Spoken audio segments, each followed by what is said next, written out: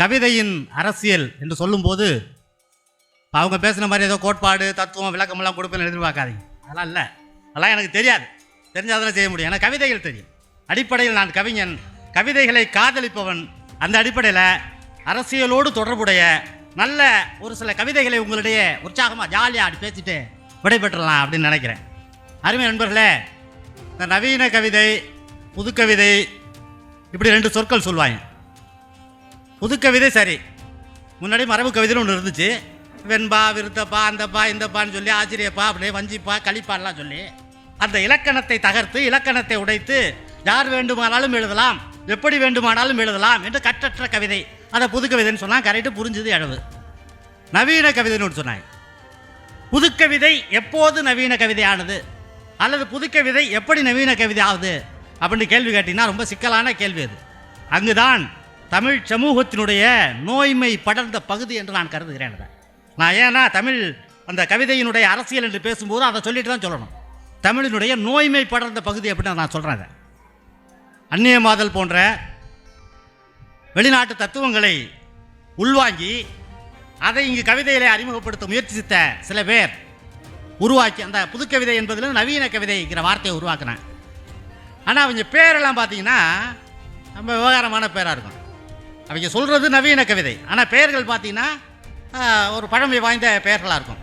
அப்படி ஒரு மாதிரியாக தமிழ்நாட்டுடைய தமிழ் கவிதையினுடைய இது போணுச்சு.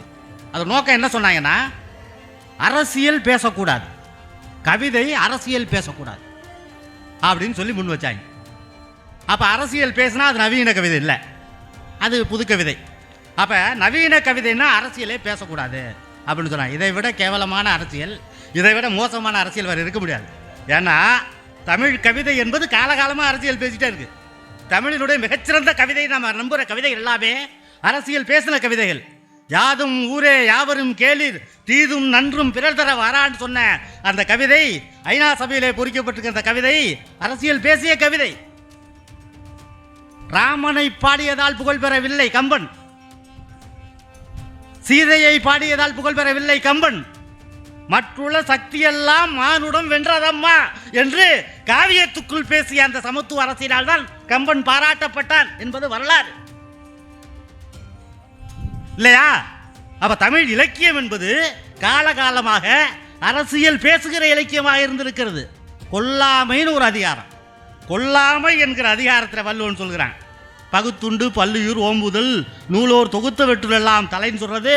நீ மட்டும் சாப்பிடக்கூடாது, உலகத்தில் உள்ள எல்லோரும் சாப்பிடும்போது நீயும் சாப்பிட வேண்டும், பகிர்ந்து உண்ணுவதுதான் அறம் என்று பேசியது அடிப்படை அரசியல். அதை பேசிய மரபு தமிழ் மரபு. அப்போ இதையெல்லாம் நீக்கிவிட்டு அரசியலற்ற கவிதை என்று சொல்லுவது கேவலமான மோசமான அரசியல். அதற்கு எதிராக நாம் பேச வேண்டி இருக்கிறது. சரி, இப்படி பேசினவங்க அரசியல் பேசாமல் இருந்தாங்களான்னா இதை விட பயங்கரமான அரசியல்லாம் அவங்க தான் பேசுனாங்க. ரொம்ப தீவிரமான அரசியல்லாம் அவங்க தான் பேசுனாங்க. அரசியலற்ற கவிஞர்களாக தங்களை சொல்லிக்கொண்டவர்கள், ஒரே ஒரு உதாரணத்துக்காக சொல்கிறேன், அவர் மேலே எந்த காழ்ப்புணர்ச்சி என்ற வன்மமும் எனக்கு கிடையாது. ஒரே ஒரு உதாரணத்துக்காக சொல்கிறேன். அரசியலற்ற கவிஞர்களாக தன்னை முன்னிறுத்தி கொண்டவர்கள் ஒருவர் சொன்னதுதான், எனக்கும் தமிழ்தான் மூச்சு ஆனால் அதை பிறர் மேல் விடமாட்டேன், எனக்கும் தமிழ்தான் மூச்சு ஆனால் அதை பிறர் மேல் விடமாட்டேன் என்று ஒரு கவிஞர் சொன்னார். அப்போ அது என்ன பேசுது? அது பார்த்தா உங்களுக்கு தெரியும், மேலோட்டமாக பார்த்தீங்கன்னா நல்லா தானே இருக்குது. எனக்கும் தமிழ்தான் மூச்சு அதை பிறர் மேல் விடமாட்டேன், நல்லா தானே இருக்குது அப்படின்னு யோசிக்கலாம். நீங்கள் எங்கே பார்க்கணும் தெரியுமா? அதை எந்த சூழலில் அந்த கவிதை சொல்லப்படுகிறது, யாரை முன்வைத்து அந்த கவிதை பேசுகிறது, அந்த கவிதை பேசுகிற உள்ளார்ந்த அரசியல் என்ன என்ற கேள்வியை உங்களுக்குள்ள நீங்கள் கேட்டுக்கிட்டீங்கன்னா தெரியும். தமிழ் இனம், தமிழ் மொழி சமஸ்கிருதத்தால் இந்தியால் ஆங்கிலத்தால் சூறையாடப்படுகிற வேட்டையாடப்படுகிற காலத்தில் தமிழ் உணர்வை பேசுகிற, தமிழ் மொழியினுடைய விஷயத்தை பேசுகிற, தமிழ் நிலத்தினுடைய சுய ஆதிபத்திய அரசியலை பேசுகிற குரல்கள் மேலோங்குகிறது.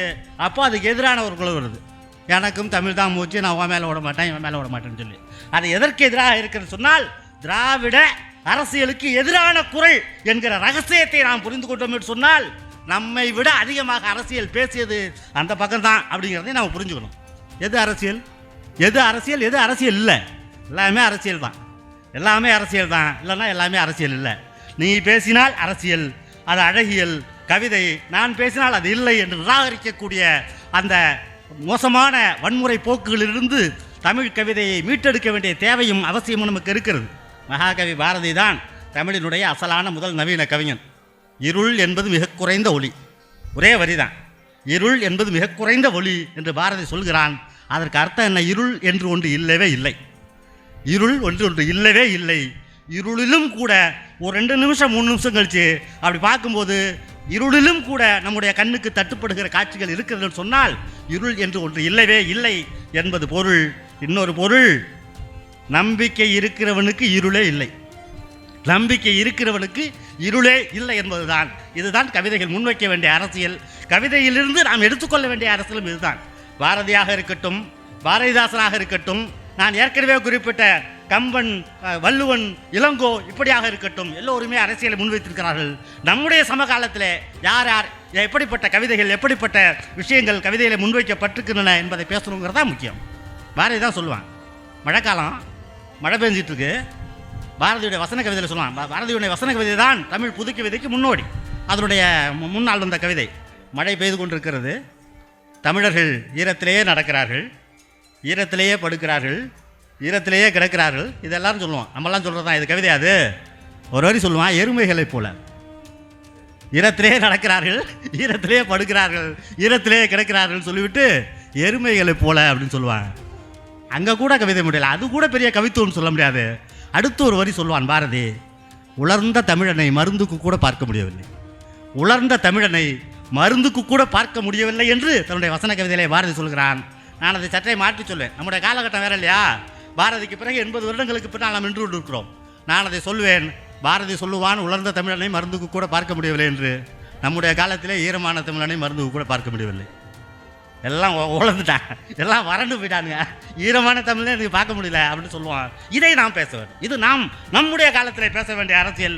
இதை பேசுகிறோமா? பேசிக்கொண்டிருக்கிறோம். யாருக்காவது தெரியுதா? சரியாக தெரியல. ஏன் சரியாக தெரியல? எவன் வேணோ கவிஞர் சுற்றிட்டு இருக்கிறான், அவன்கிட்ட தெரியுது. யாரெல்லாம் நல்ல கவிதை எழுதுறான்னு அவனுக்கு தெரியல. நான் சொல்கிறேன், திருச்சியில் பெரிய மாபெரும் எழுத்தாளர்கள் அவர் இருந்தார், இவர் இருந்தார், மயிலாடுதுறையில் கல்கி இருந்தார், வாவேஸ் ஐயர் இருந்தார், சுப்பிரமணிய சிவா இருந்தார், இப்படிலாம் சொல்கிறோம். நிறைய பேர் சொல்லுவோம். ஆனால் உண்மையாக நம்முடைய பகுதியில் நல்லா எழுதக்கூடிய நிறைய பேரை யாருக்குமே தெரியாது. உள்ளூரில் அறிஞரை மதிக்கிறது இல்லை அப்படிங்கிறத குற்றச்சாட்டு அதுக்குள்ளே நான் போகல. மாறாக நல்ல கவிதைனா எதுவும் தெரியாது, நல்ல கவிதைகள் எழுதுறத யாருன்னு தெரியாது. அதை தடுக்கிறதுக்கு ஏராளமான நந்திகளுங்க இருக்குது அப்படிங்கிறதான் பிரச்சனை. நம்ம எதையோ கவிதை என்று நம்பிக்கொண்டிருக்கிறோம், யாரையோ கவிஞர் என்று நம்பிக்கொண்டிருக்கிறோம். அன்பு நண்பர்களே, நான் உங்கள்கிட்ட சொல்கிறேன், நம்ம பட்டர்வொர்த் ரோடு எஸ்ஆர்சி காலேஜ் சைடில் பட்டர்வொர்த் ரோடு, அந்த ரோட்டில் அப்படியே கடைசியில் போனீங்கன்னா ஹரிதயா சலூன் அப்படின்னு ஒரு முடிதிருத்தகம். அந்த முடிதிருத்தகத்தில் ஒரு பையன் இப்போ போனீங்கன்னா பார்க்கலாம், அவருக்கு ஒரு 48 வயசு இருக்கும். அந்த முடிதிருத்தகத்திலே தன்னுடைய சங்கீதம் ஒளி எழுப்புகிற கத்திரிக்கோளால் எல்லாருக்கும் அந்த சவரம் பண்ணிக்கிட்டு இருக்க ஒரு கவிஞன். அவன் தான் திருச்சியினுடைய மிக முக்கியமான கவிஞன். இந்த இடத்துல அவன் வர முடியாது, இந்த இடத்துல அவன் வர முடியாது, வர்றதுக்கு வாய்ப்பு இல்லை. இதுவும் கவிதைகளின் அரசியல் தான். நான் சொல்கிறேன், அந்த திருவை குமரன் என்கிற அந்த அற்புதமான கவிஞன், அவன் எழுதிய கவிதை தான் தமிழினுடைய பொருட்படுத்த தகுந்த முதல் சூழலியல் கவிதை. நம்ம பார்க்குறோம், லாரியில் மணல் ஏற்றி அள்ளிட்டு போயிட்டுருக்காங்க. இப்போ பார்த்தீங்கன்னா நாமக்கல்லாக இருக்கட்டும், இந்த பக்கம் இருக்கட்டும், லாரி ஆத்தங்கரைன்னா ஃபுல்லாக லாரி அப்படியே அணிவகுத்திருக்குது. அந்த மணல் ஏற்றி போயிட்டே இருக்காங்க. அந்த மணல்லேருந்து ஈரம் துளி சொட்டிக்கிட்டே இருக்குது. இது நமக்கு தினந்தோறும் பார்க்குற காட்சி. 30 ஆண்டுகளுக்கு முன்னால் முதலில் அதை கவிதை ஆக்கினவன் அவன். மணல் அள்ளி செல்லும் லாரியிலிருந்து வழிகிறது நதியின் கண்ணீர், மணல் அள்ளி செல்லும் லாரியிலிருந்து வழிகிறது நதியின் கண்ணீர் என்கிற அந்த கவிதை ஏராளமான பட்டிமன்ற மேடைகளில், ஏராளமான இலக்கிய மேடைகளில், ஏராளமான கவிதை குறித்த மேடைகளில் பெயர் சொல்லியும் பெயர் சொல்லாமலும் பேசப்பட்டது. பெயர் சொல்லி பேசுறது மரியாதைக்குரிய விஷயம். அவனுடைய பெயரை சொல்லாமலே இவர்களுடைய கவிதை போல ஏராளமான பேர் பேசி கைதட்டலும் காசும் பெற்றுக்கொண்டு போய்விட்டார்கள். அந்த கவிஞன் இன்னும் கத்திரிக்கோளோடு அந்த சலூன் கடையில் முடிவெட்டிகிட்டு இருக்கான். அப்படிங்கிறது தான் தமிழ் கவிதைக்கு நேர்ந்திருக்கிற, உலகத்துக்கு நேர்ந்திருக்கிற துயரங்களில் ஒன்று என்பதையும் நம்ம சேர்த்து படிக்கணும். அருமை நண்பர்களே, சூழலியல் அரசியல் ஏன் சொல்கிறேன்னா, இன்றைக்கு அரசியல் என்றாலே அதுதான் முக்கியமான விஷயம். ஒரு காலத்தில் வேலையில்லா திண்டாட்டம், வறுமை, வரதட்சணை இப்படிலாம் எழுதுகின்ற காலம் இருக்குல்ல, அந்த காலம் போய் இன்னைக்கு எல்லாருமே சூழலியல் கவிதை எழுத வேண்டிய தேவை ஏன் வந்திருக்குன்னு சொன்னால், மலைகள் மழிக்கப்பட்டு விட்டன, காடுகள் அழிக்கப்பட்டு விட்டன. முன்னெல்லாம் சூழலியல் கவிதை என்னென்னு கேட்டால், 30 வருஷம் முன்னாடி கேட்டால் மரம் வளர்ப்போம், மழை பெறுவோம் அப்படின்னு பொன்மொழி மாதிரி சொல்லுவானுங்க. அதெல்லாம் கிடையாது. இப்போ எங்கேயுமே மரங்கள் கிடையாது, வனங்களை அழிக்கிறார்கள். மலைகளை அழிக்கிறார்கள், நதிகளை அழிக்கிறார்கள், ஏரிகளை அழிக்கிறார்கள். ஏரிகள் மேலெல்லாம் கட்டடங்கள் முளைத்து விட்டன. அந்த குளங்கள்னு இன்னைக்கு ஒன்று இல்லவே இல்லை. இப்படி மாறி இருக்கு நிலைமை. இப்போ சூழலியல் அரசு இதுதான் இந்த இப்படிப்பட்ட யதார்த்தம் இருக்கிற காலத்தில் சூழலியல் அழிவுக்கு எதிரான குரல் தான் அரசியல் குரல். அதைத்தான் இன்னைக்கு கவிஞர்கள்லாம் பேசிக்கொண்டிருக்கிறார்கள்.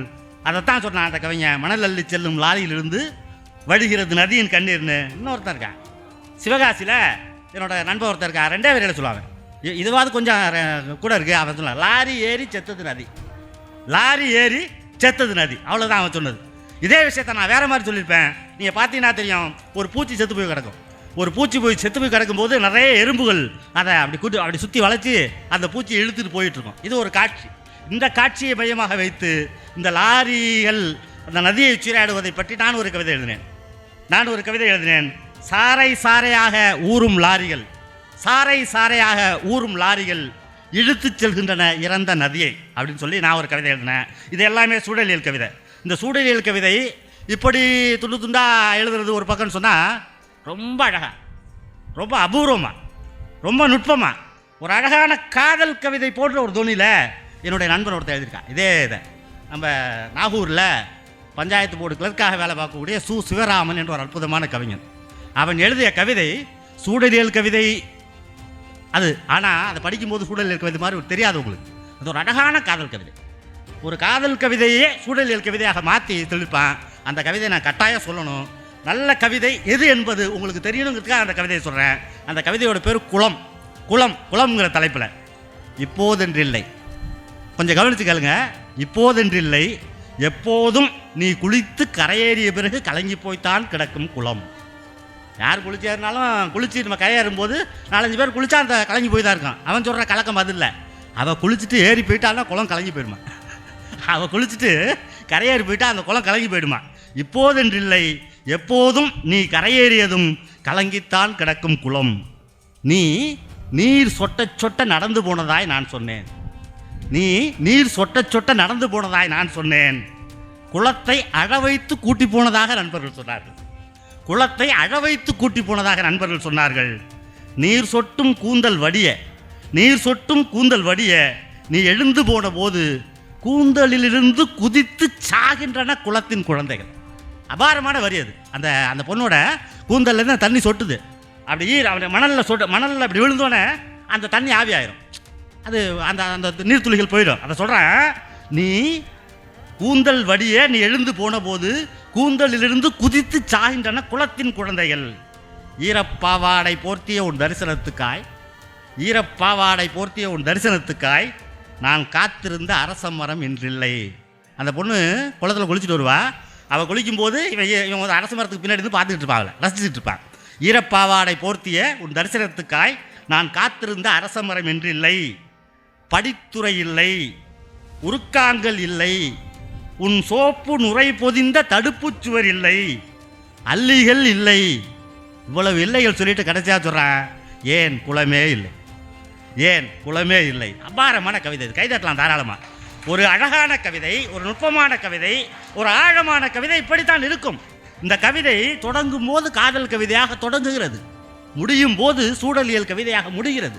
ஒரு அழகான மோகன ராகம் போல தொடங்கி முகாரியாக முடிகிற நம் காலத்தினுடைய சூழலியல் சீரழிவை, நம் காலத்தினுடைய அரசியல் சீரழிவை, நம்முடைய காலத்தினுடைய மகத்தான துயரத்தை நுட்பமாக சொல்லுகிற ஒரு கவிதை என்ற அடிப்படையில் இந்த கவிதையை நான் சொல்லுகிறேன். அருமை நண்பர்களே, சண்டை 2-3 வரியில் சொல்லலாம். அழகான கவிதைகள்லாம் நீளமாக சொல்லணும் அவசியம் இல்லை. 2-3 வரியில் அழகாக சொல்ல முடியும். அப்படி சொல்லக்கூடிய ஆற்றல் மிக்க கவிஞர்கள் எல்லாம் நம்மகிட்ட இருக்கிறாங்க. நம்ம சொல்கிறான், இது வலது கை, இடது கை, இந்த கை உயர்வான கை, இந்த கை தாழ்வான கை, இப்படியெல்லாம் சொல்லி நம்ம கடந்த காலங்களில் இருக்குது. நம்ம திருச்சியில் சட்டக்கல்லூரி மாணவராக இருந்தார் சதீஷ் பிரபு. இப்போ அவர் வழக்கறிஞராக இருக்கார். இப்போ அவர் நாகப்பட்டினத்தில் வழக்கறிஞராக இருக்கிறார். தாமிய சாலை திருச்சியில் அவர் இருக்கிற காலத்தில் சட்டக்கல்லூரி மாணவராக இருக்கும்போது அவர் எழுதின புகழ்பெற்ற கவிதை தான் மலமல்லும் தோட்டிக்கு எந்த கை பீச்சாங்கை என்று கேட்ட கேள்வி. பீச்சாங்கை அப்படின்னு சொன்னால் மலம் துடைக்கிற கை என்று சொன்னால் 2 கைகளாலும் மலமல்லுகிற தொழிலை செய்கிறானே அந்த விளிம்பு நிலை மனிதன், அந்த மலமல்லும் தோட்டிக்கு எந்த கை பீச்சாங்கை என்று கேட்ட அந்த கேள்வி ஒரு ஆழமான கேள்வி. அது ஒரு அபாரமான அரசியல் கவிதை இல்லையா? இப்போ அரசியல் கவிதைங்கிறது பெரிய கற்பனை வழங்கலாம் தேவையில்லை. யதார்த்தமாக வாழ்வை பார்த்து மக்களின் மீது இருக்கிற பிரியம், அநீதிகளின் மீது ஒரு கோபம், இது இருந்தாலே அரசியல் கவிதை தான். இங்கே ஒரு விஷயத்தை சொல்லணும். நான் ஜனதா பீரியட் வந்துச்சு, மொரார்ஜி தேசாய் அப்படியெல்லாம் ஜனதா பீரியட் வந்துச்சு. அதுக்கு முன்னாடி இந்திரா காந்தி அம்மையார் ஒரு எமர்ஜென்சி என்று ஒரு இதை கொண்டு வந்து இந்த நாட்டையே ஒரு மாதிரி ஆக்கி சுதந்திரம் பறி போன காலம்லாம் இருந்துச்சு. அது மீறி மறுபடியும் ஜனதா வந்து அதை காப்பாற்றியதாக பேச்சுக்கெல்லாம் இருந்தது. அப்போ எழுதுகிறான் சச்சிதானந்தன், நம்ம தோழர்களாக இருக்காங்களே, சாகித்ய அகாடமி அமைப்பினுடைய செயலாளராக இருந்த சச்சிதானந்தன் இந்தியாவினுடைய மிக முக்கியமான சர்வதேச அளவில் அறியப்பட்ட மகத்தான கவிஞன், இந்திய இடதுசாரி கவிஞர்களில் தலைமை வகிக்கிற கவிஞன். அவர் சொல்கிறார், அப்போ அதை பற்றி ஒரு கவிதை எழுதுகிறார். அவர் மகாத்மா காந்தி சுதந்திரம் வாங்கி கொடுத்தாரு, ரைட்டு. 1977 இந்திரா காந்தி அம்மையார் வர்றாங்க, சுதந்திரம் பறி போகுது. மறுபடியும் 77 அதை ஜனதா ஜெயிச்சு மறுபடியும் இது வந்துருச்சு, சுதந்திரம் மறுபடியும் காப்பாற்றப்பட்டுச்சு அப்படின்னு பேசும்போது அவர் எழுதினார் எளிய வரிகளில் சொன்ன கவிதை தான், மிக முக்கியமான கவிதை அது.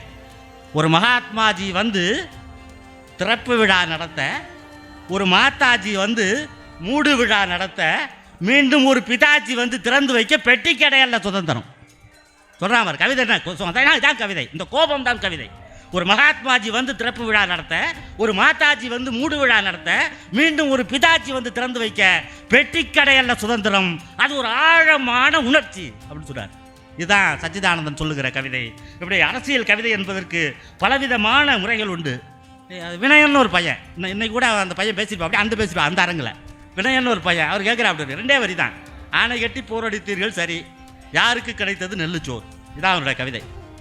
மாடு கட்டி போரடித்தால் மாளாது சென்னல் என்று ஆணை கட்டி போரடித்த அழகான தென்மதுரை அப்படின்னு கைதட்டணுமே. தங்கமாம் தமிழ் வளர்த்த சங்கமாம் 3 கண்ட பாண்டிய குற்றவர்கள் ஆண்டு இருந்த புகழ் மதுரை ஜோராக கைதட்டிட்டு கரெக்டாக போயிடும். ஆனால் அவன் கேட்குறான் கேள்வி, நிப்பாட்டு. ஆணை கட்டி போரடித்தீர்கள் சரி, யாருக்கு கிடைத்தது நெல்லுச்சோறு கேட்டானா இல்லையா? அந்த கேள்விக்கு பதில் சொல்லணுமா இல்லையா? இதுதான் அரசியல் கவிதை, வேற ஒன்றும் இல்லை, ஒரு சின்ன வித்தியாசம். இதுதான் அரசியல் கவிதை. அந்த வகையில் அரசியல் கவிதை என்பது நம்முடைய காலத்தின் செழிப்பான வடிவங்களில் ஒன்றாக இருக்கிறது. கவிதைகளில் அரசியலை பேசியாக வேண்டியிருக்கிறது. கந்தர்வன் கேட்டதை போல நீர்வளம் இருந்தும் நிலவளம் இருந்தும் கேவலம் தானே கிடைத்தது நமக்கு என்று முழங்க வேண்டியிருக்கிறது. நீர்வளம் இருந்தும் நிலவளம் இருந்தும் கேவலம் தானே கிடைத்தது நமக்கு என்று முழங்க வேண்டியிருக்கிறது. பெண்ணிய அரசியலை பேச வேண்டியிருக்கிறது, தலித் அரசியலை பேச வேண்டியிருக்கிறது.